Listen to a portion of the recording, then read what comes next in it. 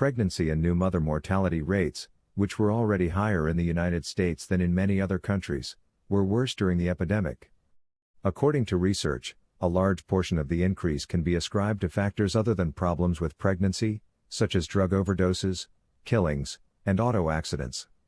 According to the New York Times, the study was published on Friday in JAMA Network Open. The study's lead author, Jeffrey T. Howard, an associate professor at the University of Texas, said, "It is really heartbreaking to see," he continued, "we are failing these women as a society and failing their children.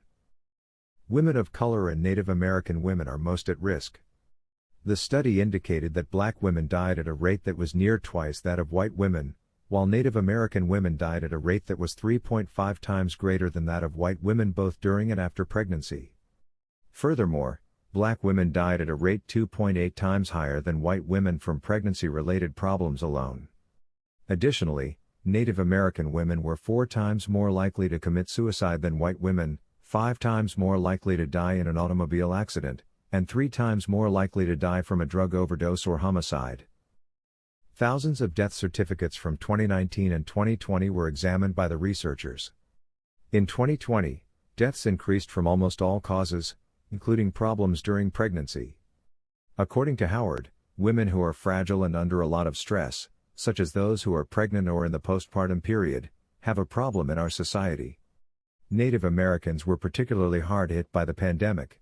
Their average life expectancy fell by 6.5 years to 65 and has continued generally declining in the U.S. Although the Centers for Disease Control and Prevention claim that 80% of maternal deaths might be avoided, Howard anticipates the trends to continue.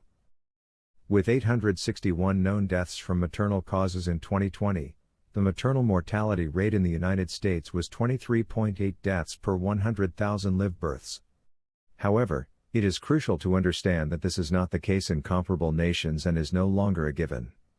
With a maternal death rate that is many times greater than that of other high-income nations, the United States continues to be an outlier among industrialized nations. For example, the United States has a maternal mortality rate almost 3 times greater than France, the nation with the second highest rate. The fact that the aggregate maternal death rate hides glaring racial and ethnic differences, however, is even more alarming. Black women shoulder the bulk of this terrible load, as shown by the graphic below. Black women and those giving birth confront unacceptable, and largely preventable, risks throughout childbirth and throughout and after pregnancy due to institutional racism and discrimination at the individual level. Furthermore, Hispanic women experience the most significant rise in maternal mortality of any racial or ethnic demographic group in the survey, climbing by an astounding 44% in just 1 year. Unfortunately, the U.S. maternal mortality rate has been rising steadily since reporting criteria changed in 2018 to identify maternal deaths better. This year is no exception.